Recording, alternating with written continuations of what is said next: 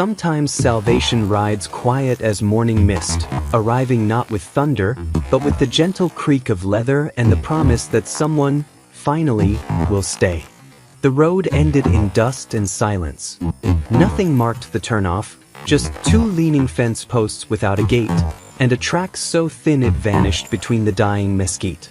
The wind had been blowing since morning, and by afternoon the sun looked pale behind a scrim of yellow grit. It wasn't the kind of place a man stumbled on. You had to already be lost to find it. James rode slow. He didn't rush. Never did. His mare was lathered from the long trail south, but he let her pick the pace. Saddle creaked, rifle strapped at his back, canteen swinging at his hip. He hadn't spoken a word in 3 days, not even to the horse. There hadn't been a reason until he heard the cry. It wasn't loud, just a soft hitching sound, more like wind caught in something hollow. But James stilled in his saddle, turned his head and listened. Another cry, then silence, then a soft newborn whimper wrapped inside winter's edge. He dismounted, tied the mare to a bare trunk, and stepped forward through a stand of dried sagebrush and rotted fence slats. The air smelled like rust and pine tar, like old neglect. And then he saw her. Nora was tied upright to a splintered post, arms behind her back, dress ripped down the sleeve, dried blood on her temple. Her soft, full figure sagged against the ropes that cut into her wrists. She was the kind of woman men in town whispered about, generous curves that her late husband had loved but his family had always mocked. Her face was half-shadowed beneath loose strands of dark hair, tangled like roots. She didn't look at him, didn't move. Her eyes were open, vacant as dusk. At her feet, wrapped tight in an old horse blanket, lay an infant. Pink-cheeked, fussing weakly. A boy, no older than a day or two. He sucked on the corner of the cloth, blinking slowly as if the world had already tired him. James didn't speak. He crouched. Her lips moved slightly. A cracked sound passed through them, dry as gravel. Don't take him. He unhooked his hunting knife. Moved slow. Cut the rope binding her wrists. Her hands dropped like stones. She swayed once, then collapsed, and he caught her. She was soft, yielding, but light from hunger and exhaustion. Her body trembled against his chest. He looked down the hill. There was an old homestead, house half collapsed, smoke still faint in the chimney. No sign of people now, but they'd been there. The ropes were too fresh. Boot prints in the mud told the story of violence. James gathered the baby first. He placed the child in his saddle blanket and slung it carefully around his chest. Then he lifted Nora, arms beneath her knees and back, and carried her like something breakable toward the mare. "You're coming with me," he said. Not loud, just steady, like a promise. She didn't answer, but her fingers clutched weakly at his shirt. The ride back was slow. He walked the mare to keep the baby from jostling. Nora's head lolled against his chest once, and he adjusted the blanket tighter. Snowflakes had started to fall again, lazy, wide ones that stuck to eyelashes and drifted into coat collars. By the time they reached the cabin, the sky had folded in on itself. It wasn't a large place, just one main room with a stove in the corner and a cot near the window. James kicked open the door with a boot and carried her inside. The warmth hit like a whisper, soft and real. The baby whimpered louder now, flailing his little fists. Hungry. James moved with quiet efficiency. Laid Nora down on his cot, checked her for bleeding. He found more bruises than cuts. Her ankles were raw where rope had dug in. One eye was beginning to swell. Her dress was torn near the bodice, but he looked away respectfully. He covered her with a quilt his mother had stitched years before. Then he built the fire higher, set water to boil, and pulled out the last of the goat's milk from a tin. He mixed it with rainwater and warmed it in a small jar. The baby drank greedily, tiny mouth working fast, eyes fluttering shut. Only when the child slept did James sit back. He didn't sleep that night. He sat near the fire, watching her chest rise and fall. Her name was still unknown. Her story too, but it didn't matter. Not yet. He remembered the look on her face when he'd found her. Not fear, not even shame, just surrender. Like someone who'd stopped expecting to be rescued. In the gray of morning, she stirred, groaned once, turned her head toward the makeshift cradle where the baby now lay, swaddled in his old shirt. Her eyes opened, brown as creek water, soft despite everything. She looked at him. He was crouched nearby, still in yesterday's clothes, hair damp from melted snow. She took in the room slowly, like she was waking into a different life. "You didn't leave us," she whispered. He shook his head. She tried to rise and winced. Her voice cracked. They said this baby isn't theirs. Said I was carrying on behind my husband's back. Said I wasn't worth the food to keep us both alive." James didn't reply. He dipped a cloth in warm water and offered it to her. She pressed it to her swollen cheek with trembling fingers. Then she looked at him fully. "You're not afraid of what people say. Taking in a woman like me with a baby they claim has no rightful name." James tilted his head. "You're safe. That's all that matters." She didn't cry, but something in her eyes softened. A shimmer of disbelief. He didn't ask more, just stood, stoked the fire, and laid out bread on a tin plate. She watched him move across the room like a man who'd been alone too long, but hadn't grown cruel from it. His silence wasn't hard. It was gentle like snowfall. Her voice was thin. "My name's Nora."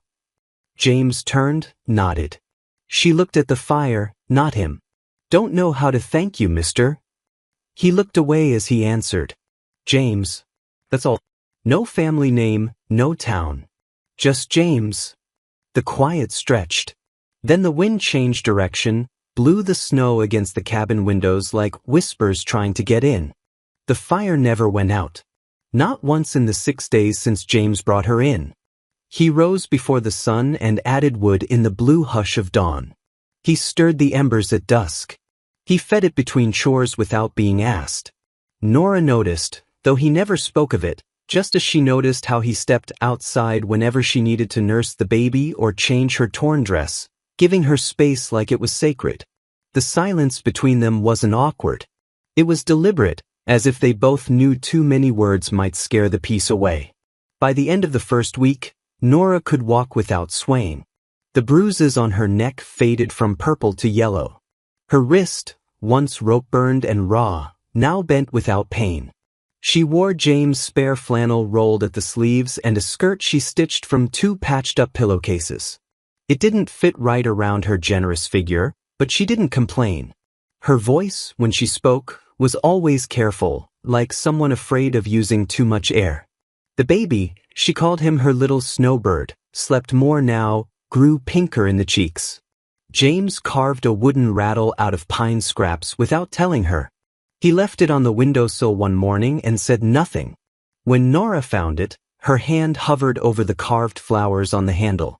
Her mouth parted slightly like she might cry, but she didn't. She tucked it into the cradle and returned to folding cloth. That was how they spoke, in gestures. Each day James rode out before noon, always returning by dark.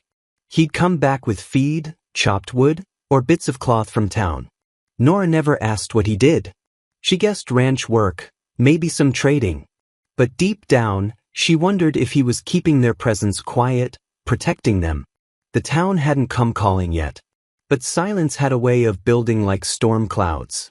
One morning, she asked if he needed help with anything. He didn't answer right away. Just looked at her with that long, steady look he gave things he wasn't sure how to handle. Then he handed her a bucket and nodded toward the well. She smiled for the first time in days. The weight of the bucket grounded her. Her body was still soft, still the shape that had drawn cruel words, but her steps grew firmer with purpose. Outside, the air smelled like thawing snow and pine. Ravens flew low between branches, their wings silent but heavy. Nora filled the bucket, spilling some on her skirt. She didn't mind. When she turned to head back, she saw Mrs. Evelyn Parrish standing near the road with a mule and a face full of questions. Evelyn was the kind of widow who believed her presence alone was a gift. She had sharp eyes, whittled down lips, and a bonnet she never removed, even in windstorms. Her mule wore a bright red blanket stitched with her initials. She always brought jam when she visited, though it tasted more like vinegar than berries. "Well," Evelyn said, eyeing the baby clothes drying on the porch line. "You look far too alive for someone buried by her husband's kin." Nora tightened her grip on the bucket. Evelyn's eyes narrowed. "Is James inside?" Nora nodded. Evelyn stepped closer. Her voice dropped like a stone in a still pond. "People are talking Mississippi. About him keeping you here with a baby that's got no rightful name." Nora stared at her. "His name is Thomas. After his father." Evelyn sniffed. "A name don't carry much if the child's got no claim to it, dear. They're saying that baby came awful quick after your husband passed. Or awful late, depending on how you count."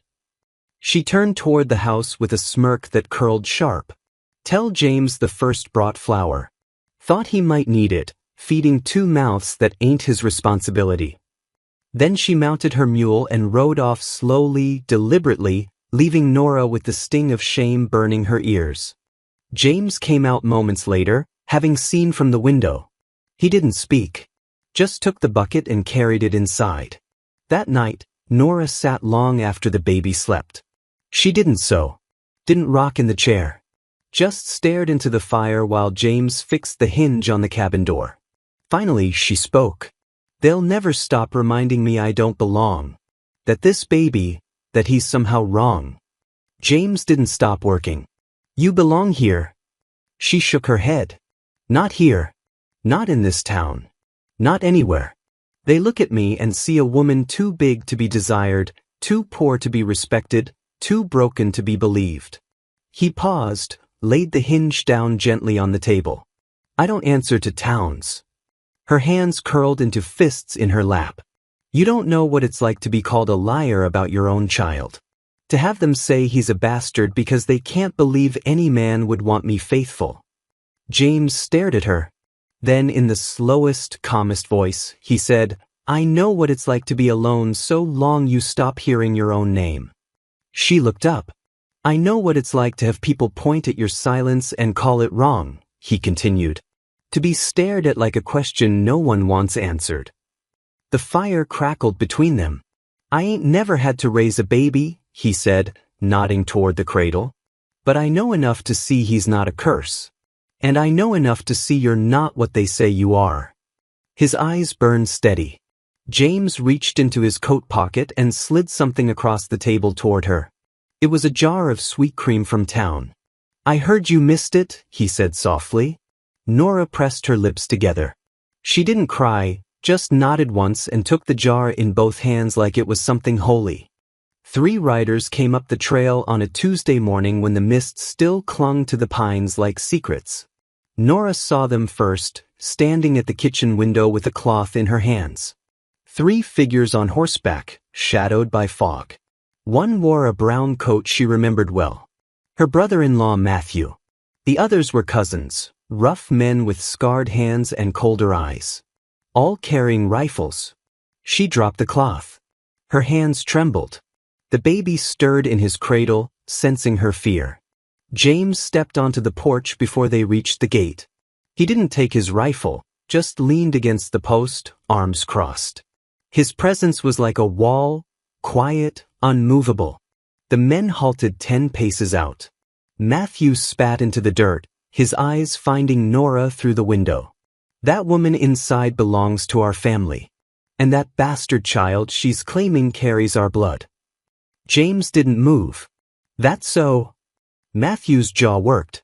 "We don't want no trouble. We just came to take back what's ours."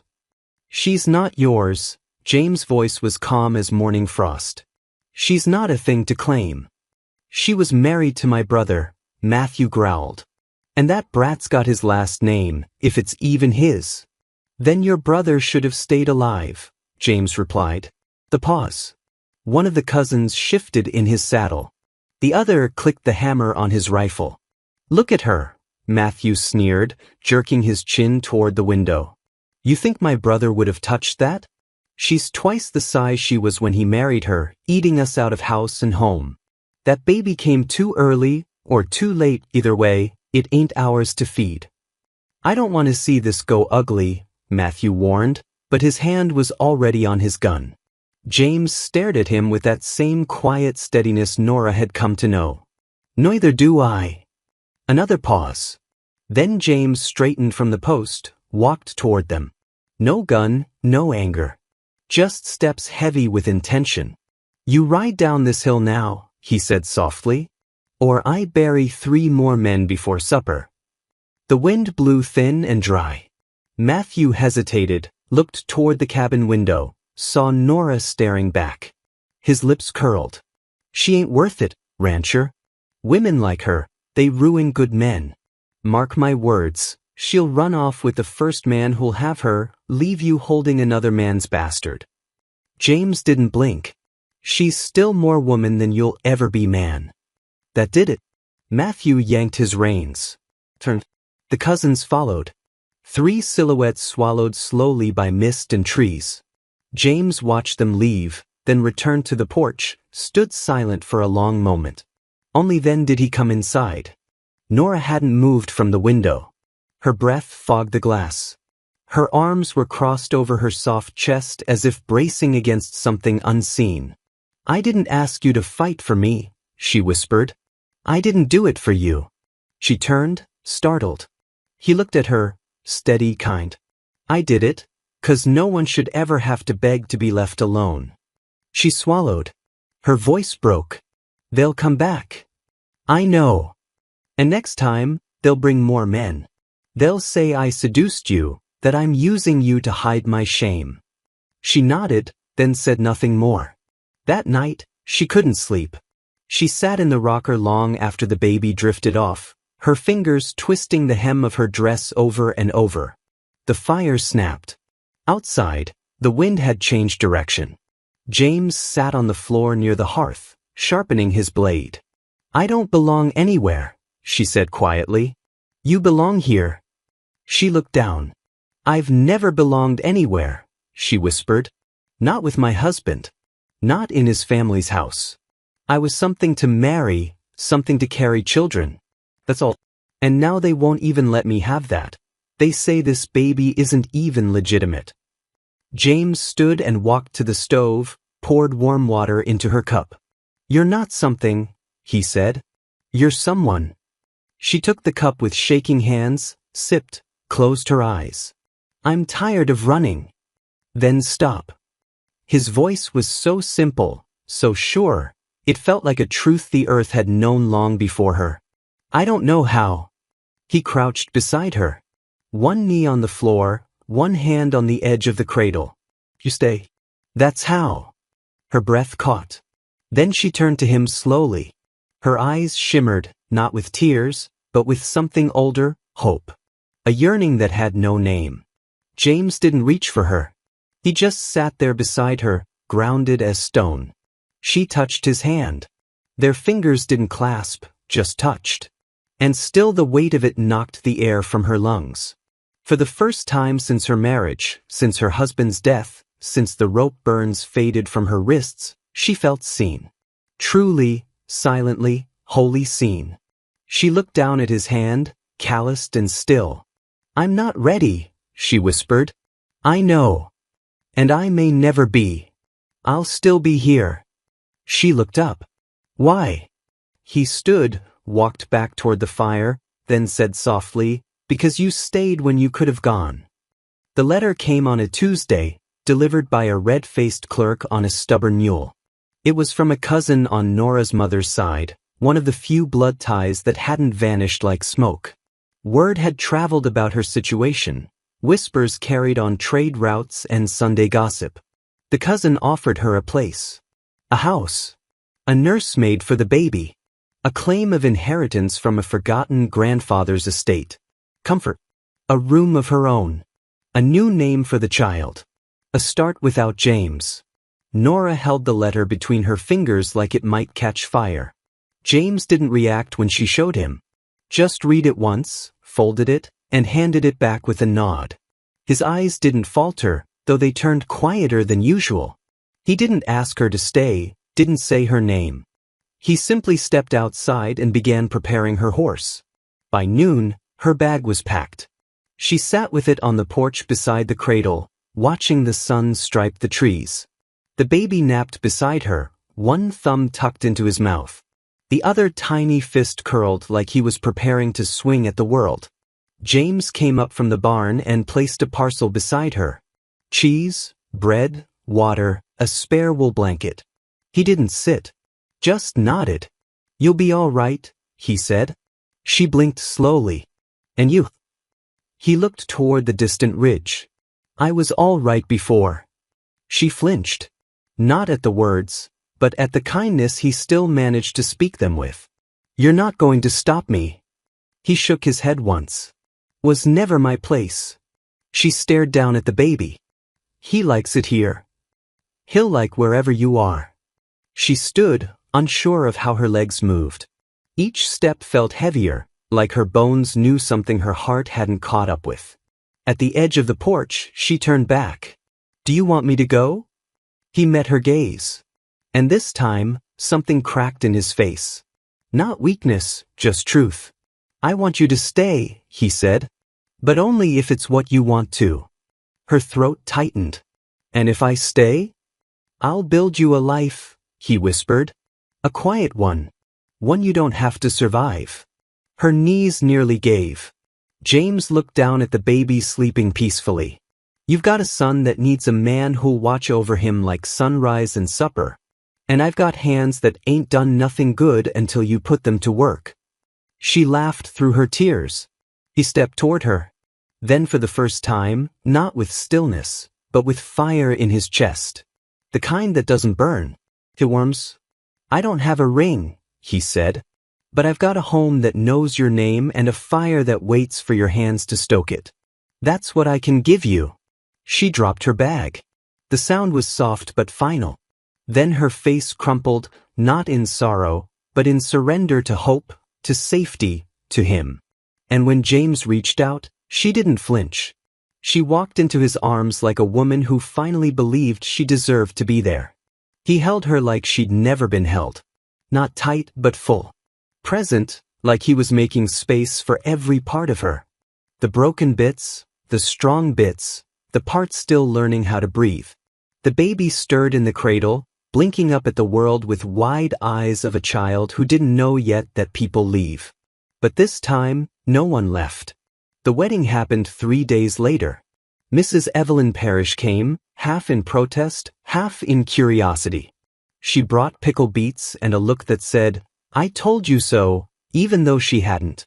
The preacher was old and hard of hearing.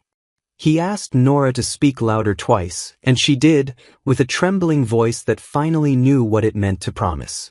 James said nothing fancy, just looked at her like she was the only thing left that made sense and murmured, "I choose you. Every day, even the hard ones." They kissed. The baby squealed. The pine trees bowed slightly in the breeze. That night, they sat on the porch beneath a sky littered with stars. James had taken off his boots and leaned back against the railing, legs stretched out, hands behind his head. Nora sat cross-legged beside him, the baby asleep in her lap. Neither spoke for a long while. Then James said, "You never told me what you wanted." "Not once." She looked over. "That's because no one ever asked." "I'm asking now." She smiled. "I want days that aren't loud. I want bread that rises and a son who doesn't learn to hide. I want a man who doesn't make me earn safety." He nodded. "Then that's what we'll build." She leaned her head on his shoulder. The fire inside the cabin burned low but steady. Somewhere far off, a coyote howled and got no answer. Here, in this small corner of a wide and lonesome world, the silence held no sorrow anymore. Only peace, only warmth, only the sound of a child breathing softly beside two people who had finally found what they never dared to ask for. A home that stayed. The wind had changed. It no longer howled at the eaves like a wounded thing.